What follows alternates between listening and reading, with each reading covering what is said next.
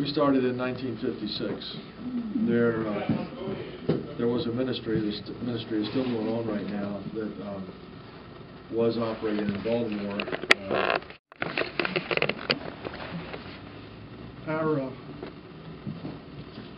Our principles run deep.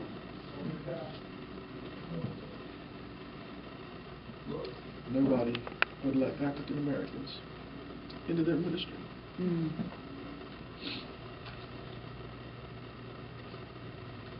And the president of that ministry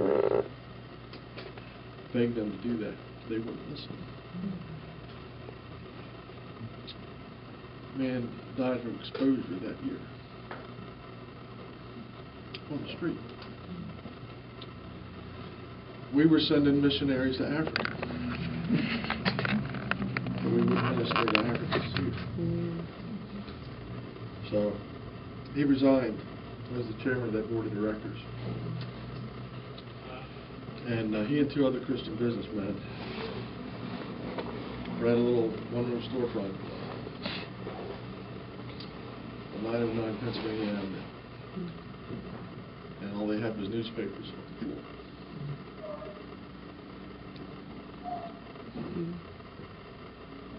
They didn't have anything.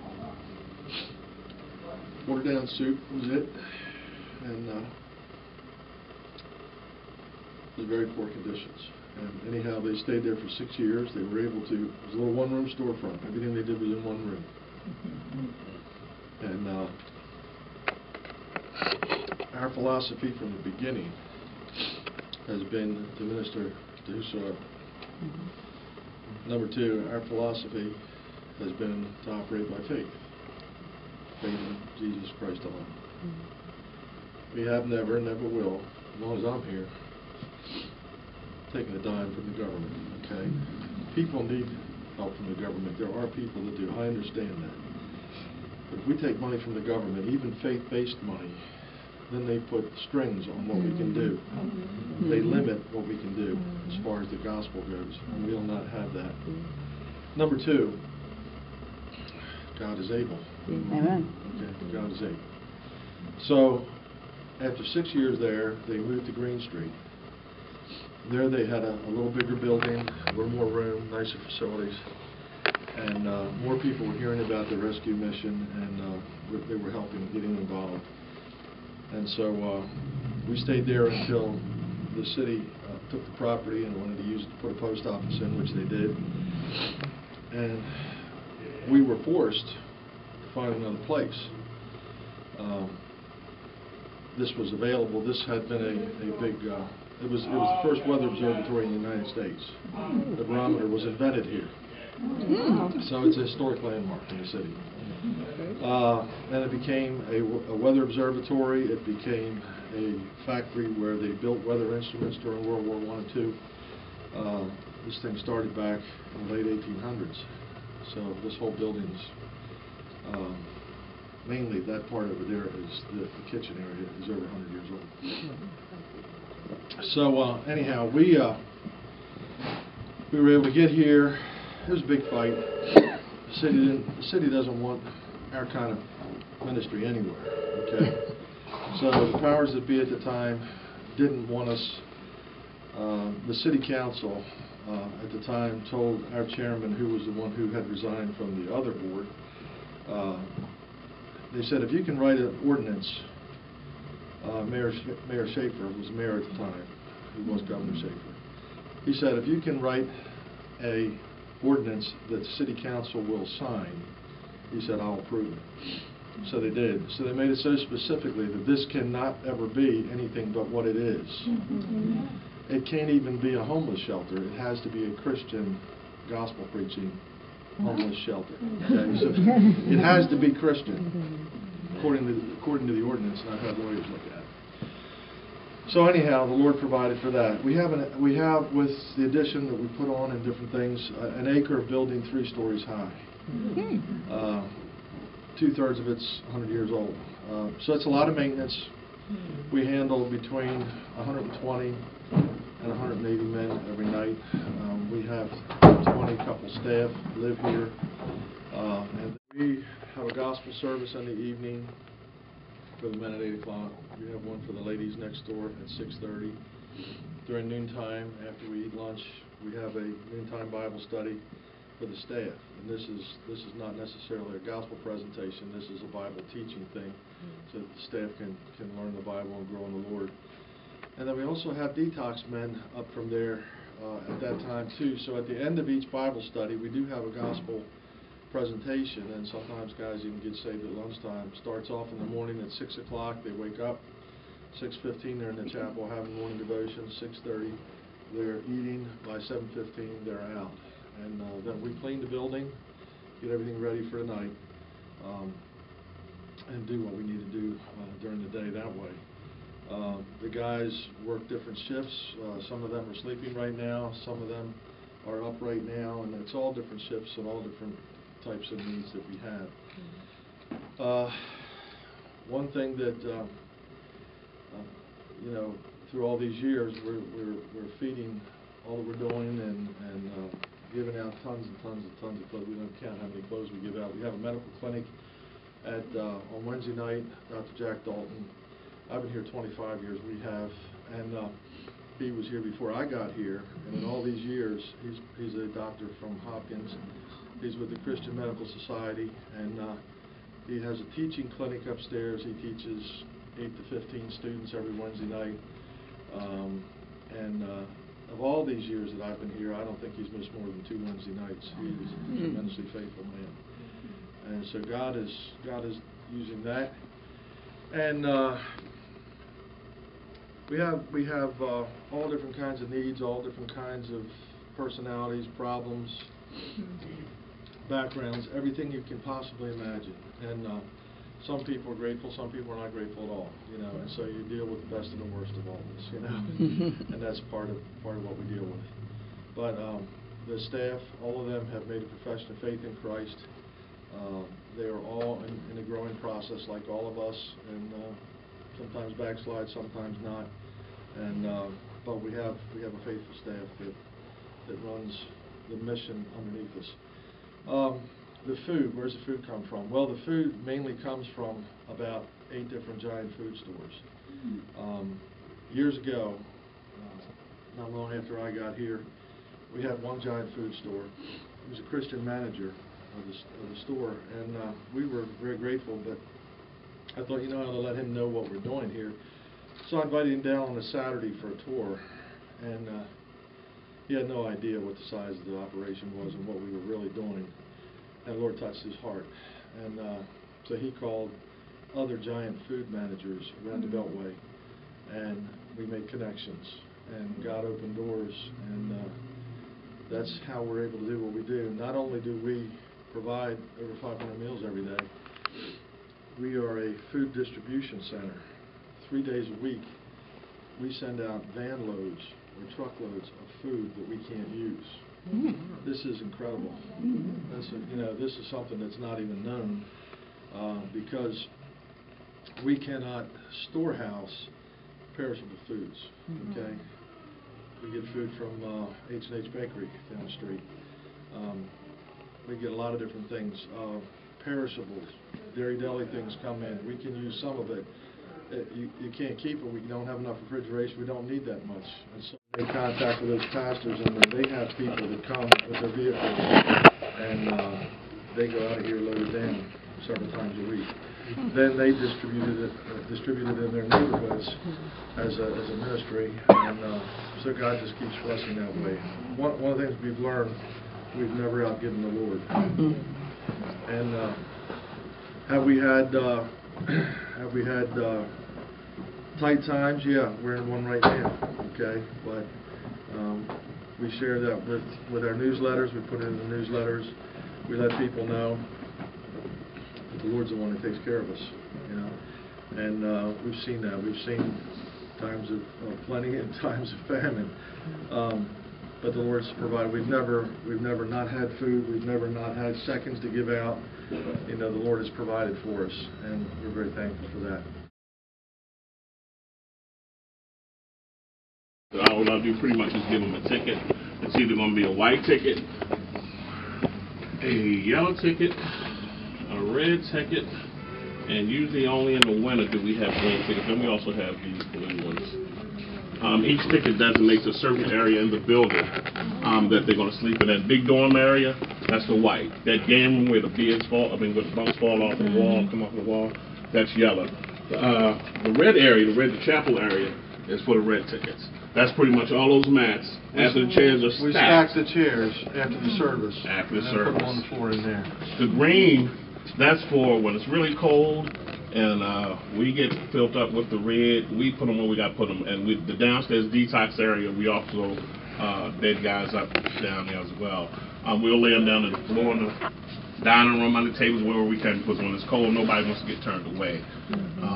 I'm sorry, what color is the detox area? Detox is green. That's right here. Let me pull that out there. Thank you. And that's like 30 extra bunks down there, as well as plus whatever we can fit on the floor. I'll put them anywhere. If it's cold, I'll put them anywhere I possibly can. We even have the bunks up on blocks, so you can put a floor mat underneath the bunk. Absolutely. And the ground sleep, so it's 3 high instead of 2 high. Downstairs. But it's better being out in 20 degrees of weather, isn't it? And detox, believe it or not, is the warmest place in the building. So if anybody gets it, they're lucky if it's really cold. If they have not ever signed in here or came in here before, they get what's called a white card and a green slip initially. This has all that information, and I have the privilege in the beginning of the year for the 100+ guys that come in to put all that stuff in the computer. And I'll tell you what. So they have the white card ready slip, they fill it out, and then they get what's called a rule sheet as well. Now the rule sheet, anywhere you go, and I'm going to say it like anywhere you go, any job, any place you go, on the street, on the corner, there's rules. In the drug house, there's rules. I can tell you about that. Anywhere you go, there's going to be rules. And here's rules. And these rules are very simple, so nobody feels that we're putting them out. They have an understanding that anything that they do, and usually when they do something, we don't put them out just like that. We explain to them what the rules are and why they're there.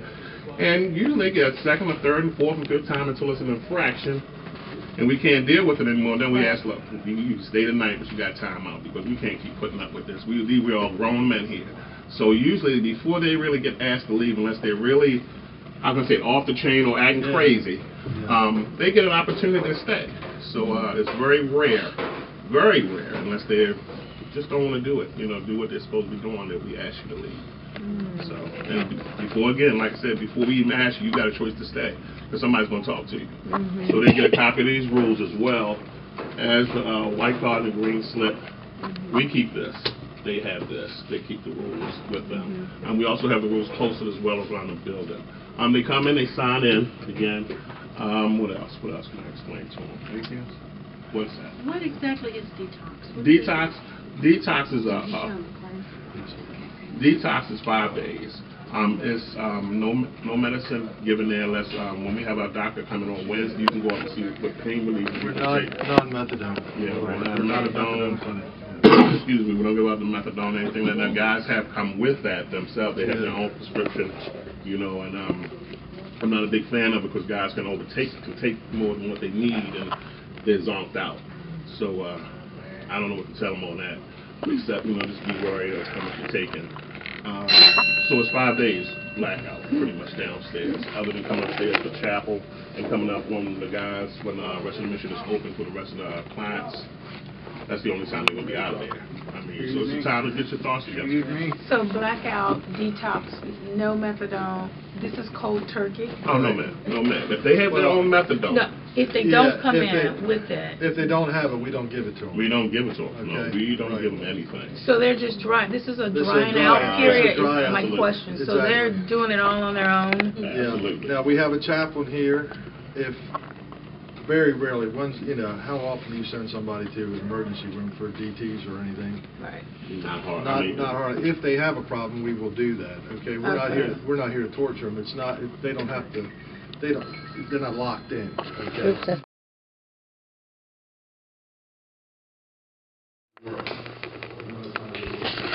And that will all depend on funding. Okay, we don't know where the funding is going to go. Years ago, when I got here, they offered money for the Maryland Energy Assistance Program. You pay thousands of dollars a month to keep this place going with heat and electricity. In the summertime, we have central air now in here. And so they were going to give us government money if we signed a paper for the Maryland Energy Systems Program. Well, every year, I don't do that. I toss it, and I toss it, and I toss it. And this year, they sent one. And I told the staff about it. I said, guys, I'm just telling you our conviction that we're not taking that money. And so this year, they sent one, and I was going to toss it. And I said, well, I'll read this. And the guy looked, and I read it, and it had in there that we're sorry, but there is no funding for the Maryland Energy Systems for your program this year. So wasn't that a shame? Because if I was counting on that in my budget, that means I'd have a big hole in my budget, doesn't it? So I brought it down here at noontime Bible study to the staff, and I read it, and I said, you see why we don't do this? You see why we don't do this? That's one of the reasons why. But anyhow, yeah, all those things. There you heard, he's been here 6 years. Lou Moore, I could bring him out to you. He's another Vietnam vet. He was here before I got here. I've been here 25 years. So he's been here probably 28 years. Okay? A lot of these guys, they don't have families, or they're, separated from their families. And this is a place where it's meaningful to them. They become saved. They're growing in the Lord.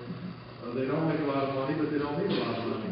They're taking care of themselves, and they're active and they're doing things, so they want to stay. Other guys that we don't have room for, the chaplain, if they're serious, the chaplain will try to get them into something. We've tried to start the GED program here 3 times. We can't get more than 6 or 8 people to do it, and after 2 weeks they drop out. We've tried, okay?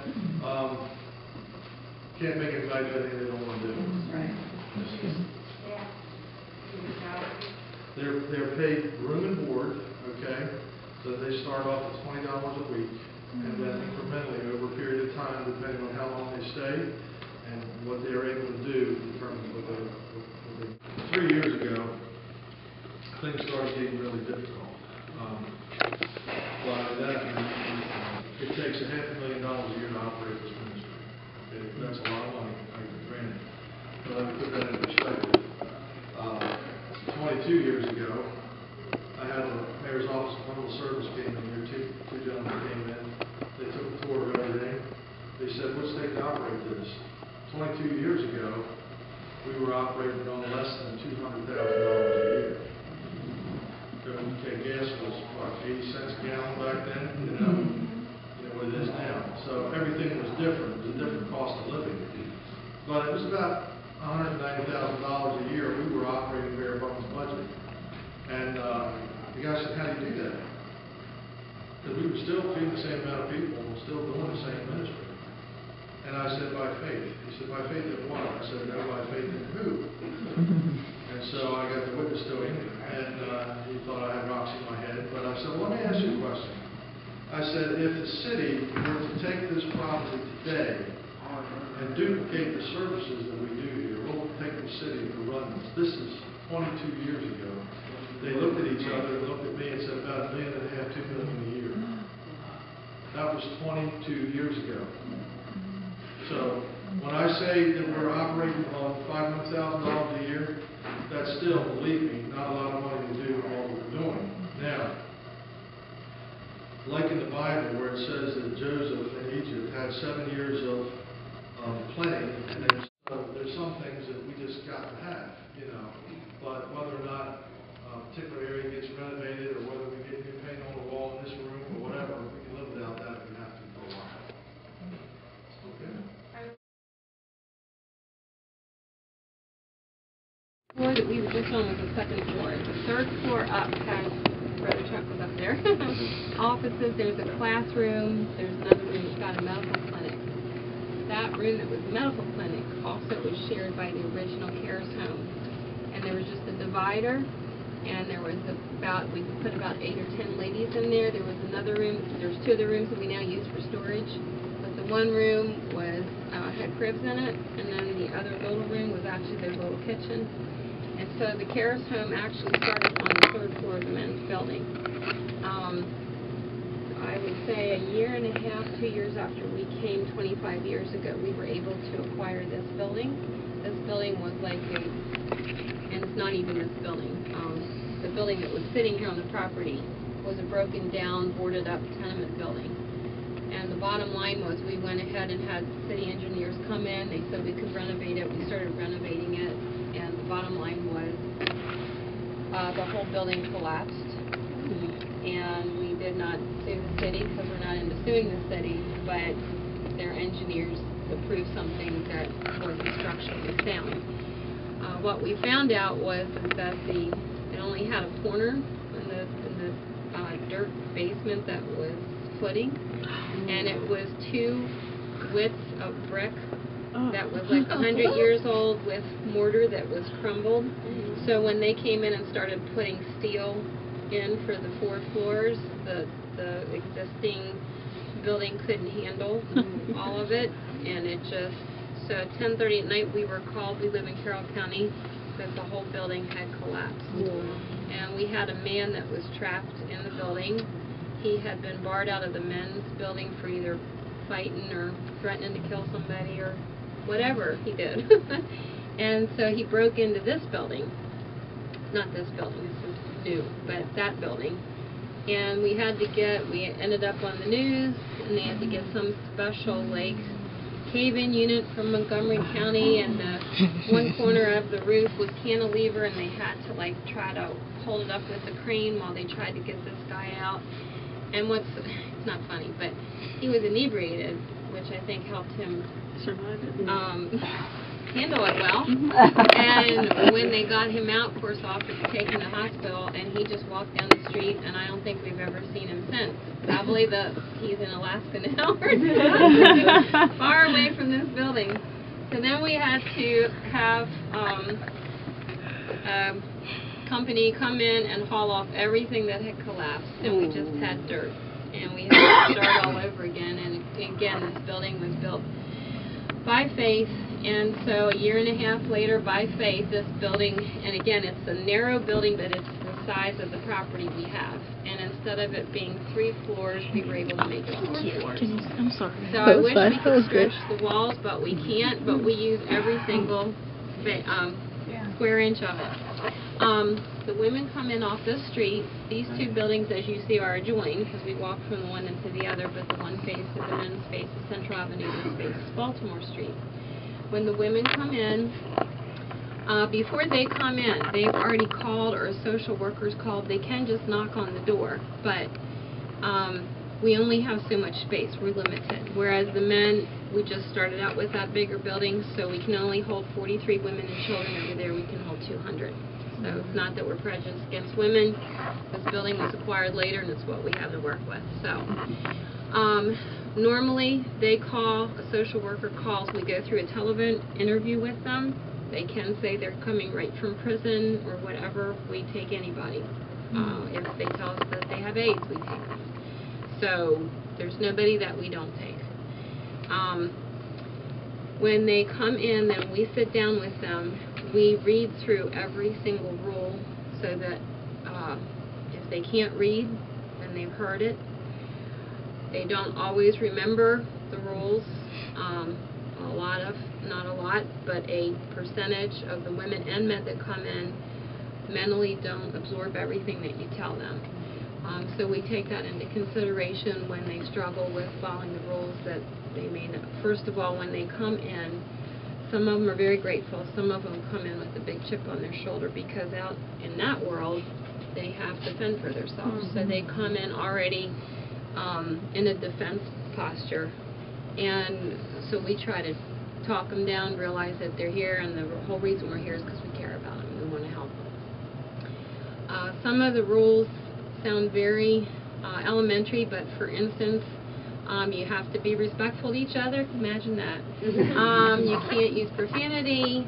We don't let them use radios and blare their music because you're living in a institutionalized situation. You're not in your own home. When you're in your own home, you have a right to do whatever, but we have to be respectful of one another. Women can't correct someone else's child. That helps a whole lot.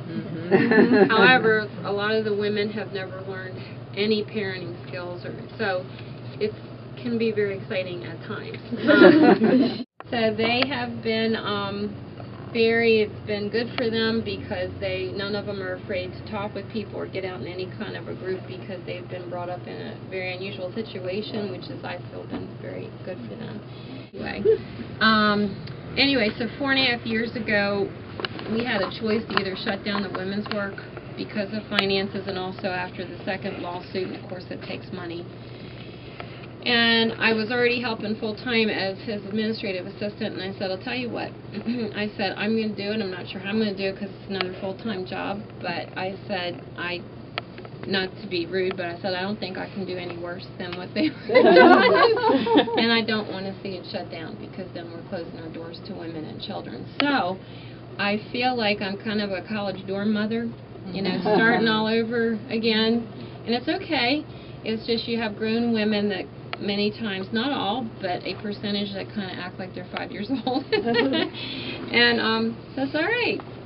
You never quite get finished raising children. So you have to be kind and gracious, and a lot of times I have to sit and try to talk to people that either mentally don't understand or they understand but they've got a chip. And I have to tell them, no, look, when you leave later, you can do it how you want, but when you're here, you have to be kind and gracious to other people. And that's just the rule. And it's your choice. It's not us not letting you in or putting you out. It's your choice to say, while I'm here, I'm going to abide, because a lot of times, again, they have trouble with rules. Any rule at all in their life, they don't want to, abide by it. So what happens is the women come in, we go over the rules with them, we have them sign it and date it. And many times we have to go back and show them, you signed here that you would agree to this. You're not abiding by it. I'm a person that's full of mercy. So I will give many, many chances, but eventually some of them just have to go because they just are very full of fight in them. But others aren't. Others are very grateful. So, and you have to, I even tell our staff, you have to just realize that when we're here, we're representing Jesus. And He showed us grace and mercy. We didn't deserve it. And even though they want to fight you and call you things, I have never been cussed out so many times in my life. And I thought, my kids, they've never heard all this kind of cussing. But I said, you know what? You got to look past that. You got to look at the fact that they have a sinful heart. They haven't been saved yet. So that's why they're here. They need to hear about Christ's love. And sometimes, as hard as it is, we've got to show it. And I many times tell people, take yourself out of your emotional box, set yourself over here on a shelf so you don't get emotionally involved yourself, and then look at it without getting yourself emotionally involved. And then you can keep a proper perspective. Otherwise, you want to get right in there because you have your rights and nobody should be telling you off. Or you just have to separate yourself from that. And you have to be a bigger person than that, or else it'll drive you crazy. So you just have to do that because you realize you're here to help them.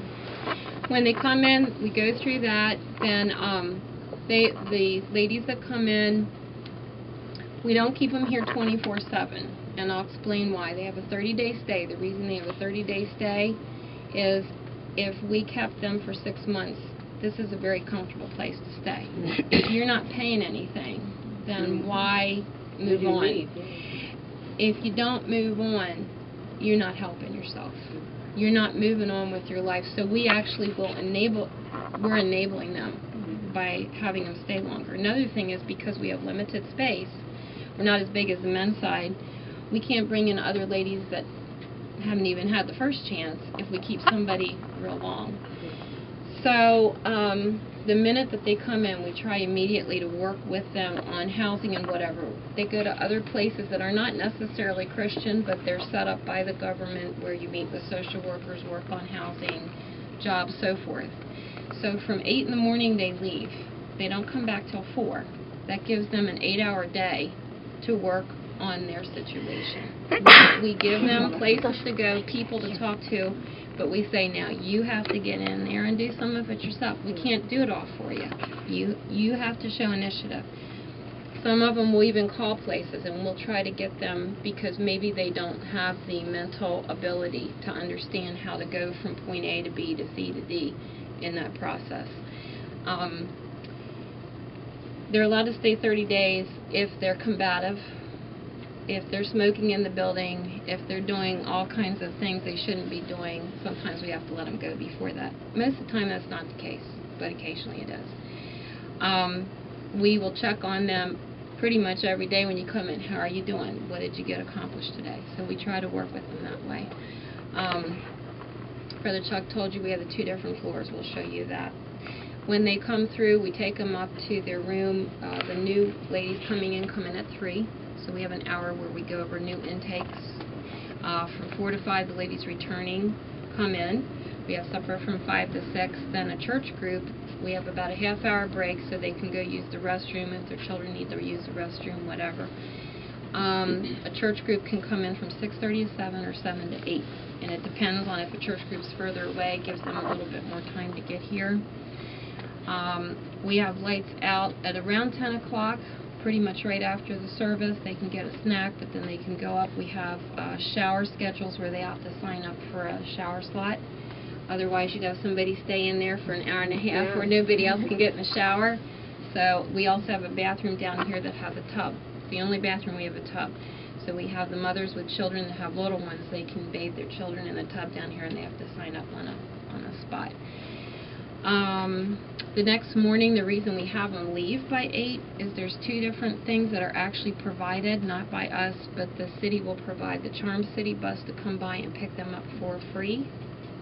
And with our tax dollars, take them like to other places where they can get work with social workers and so forth to help them.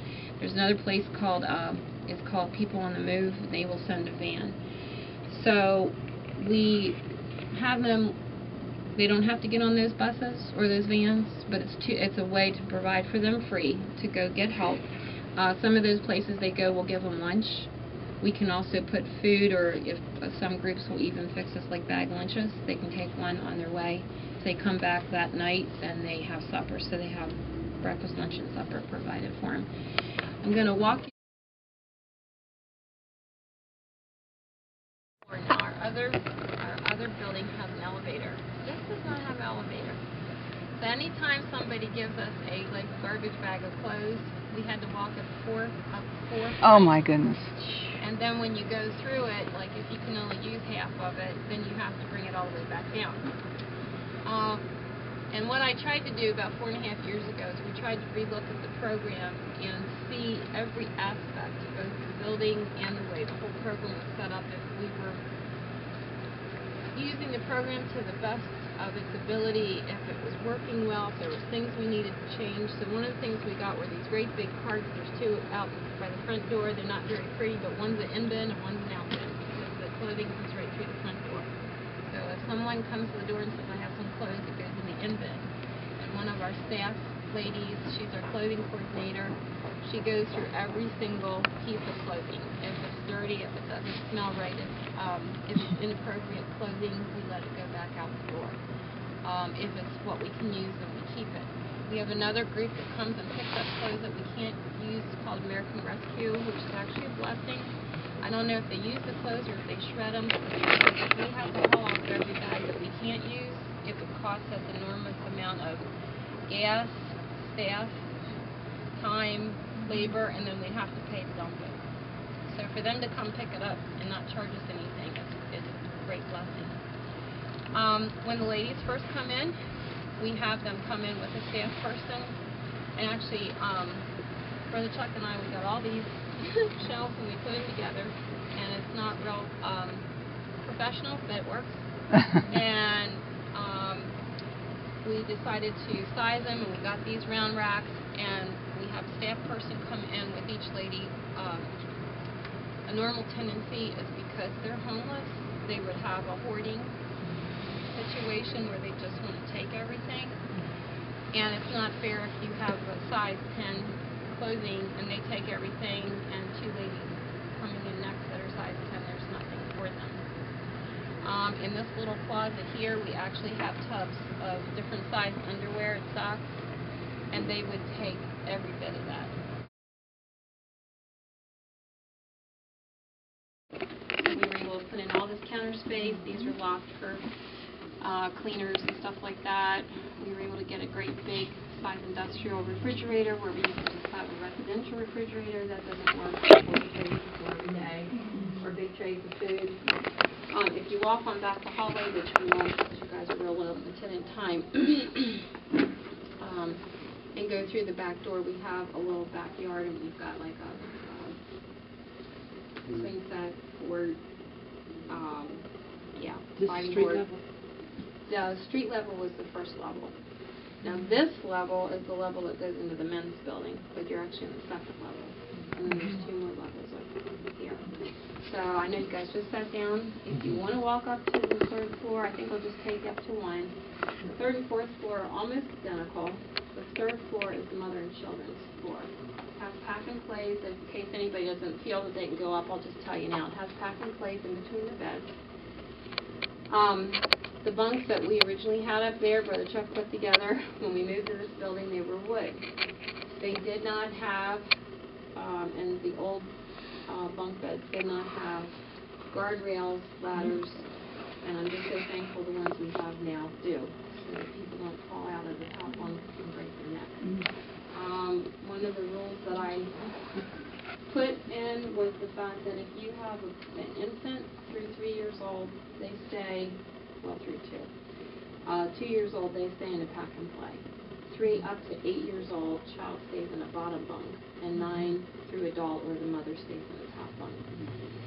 We had mothers taking babies up to the top bunk, which was the old bunks with no guardrails, and it's just God's grace that nobody ever found that fell out, broke their neck.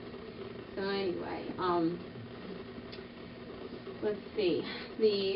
And again, this is for if somebody can't go up. We've got our main bathroom is at the end of the 3rd floor. We have 3 showers right now. If you have 43 women and children, can you imagine? And when you get the 3rd shower, you get all cold water. So what we are praying is that we can renovate both the 3rd and 4th floor bathrooms. They are the original bathrooms. They get used hard every single day. I would like to have 5 stalls put in instead of 3. We've talked with a Christian contractor about putting in a second hot water heater. We do use the one down on the 1st floor for children.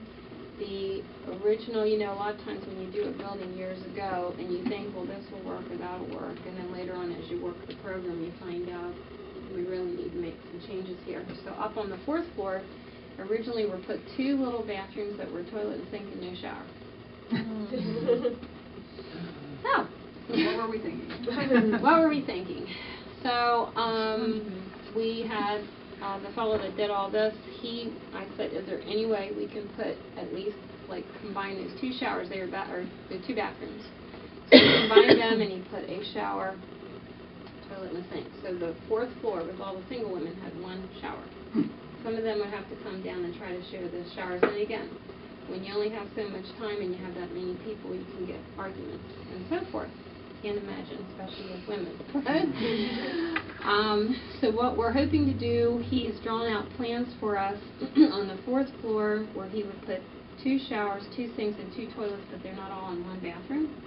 So you could have 6 people, 2 standing at 2 sinks, 2 using 2 toilets, and 2 using shower stalls.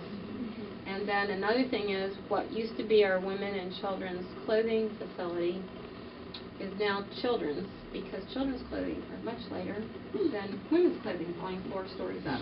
The new renovation, Lord willing, if that happens, would be to actually enclose part of that room in a locked room situation, so that they would have to go in with the staff person and it's locked. They can't just sneak in, and we can't block off that because at the end of each floor is fire escape. So you can't just say, well, we're going to lock that part of the, you can't do that because then they can't get through the fire escape.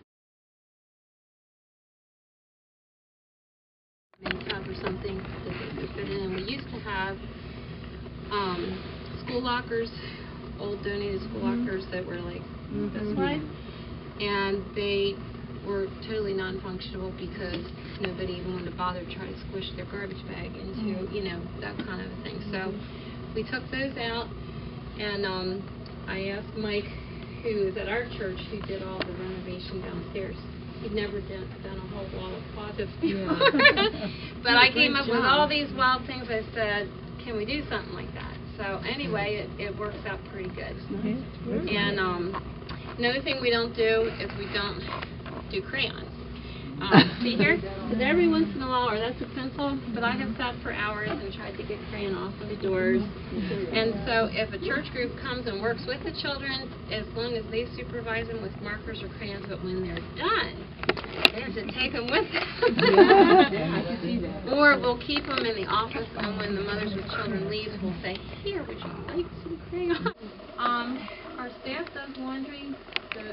Everyone's issued sheets, pillow, blanket. When they leave, they can take them. And we need others, so we actually have different people that will donate either new or used sheets to us, and pillows if they're not being very badly keep them, then it doesn't look like something I want to put on. Same with blankets, but again, if they're going someplace else and they need at least bedding, so that we can take it. Same with towel and water. So we will wash their bedding for them. We have 2 different days where they can put it in a pile, and then we know that they want it washed. But their own personal laundry, we let them hand wash it, and it can drip dry. But our electric bill, gas and electric, is about $7,000 a month.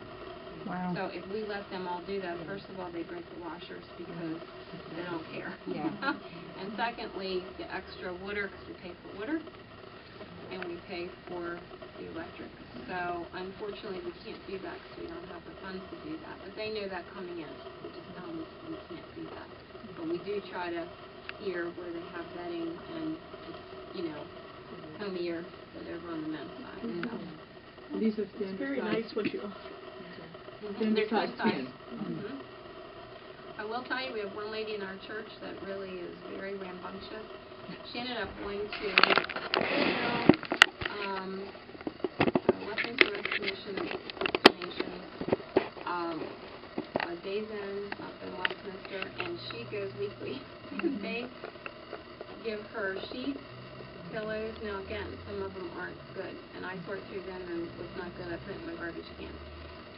If the towels are reasonable, some of them are really rags, and then I'll bring them in, and the guys will use them like for paint rags or something like that. But that helps because we've had it where we've not had a sheet, a towel to give anybody.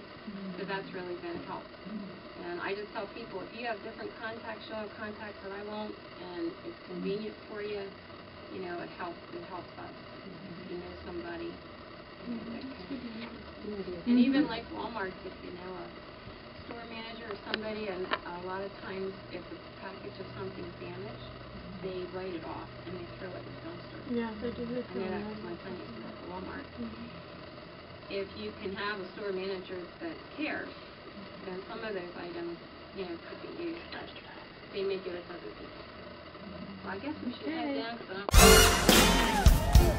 One of the best ways that we can prove that we love the Lord is by giving. Amen? So we're going to sing a song about giving, and it's got some hand motions, and I want you to join with me, okay? Will you do that? Here we go. Watch me. Give, and it will come back to you. Good measure, pressed down, shaken together, and running over. Give, and it will come back to you. When you give to the Lord. Help me out now. Here we go. Give, and it will come back to you. Good measure, pressed down, shaken together, and running over. Give, and it will come back to you. When you give to the Lord. Give in love, give in faith, give with joy and a smile on your face.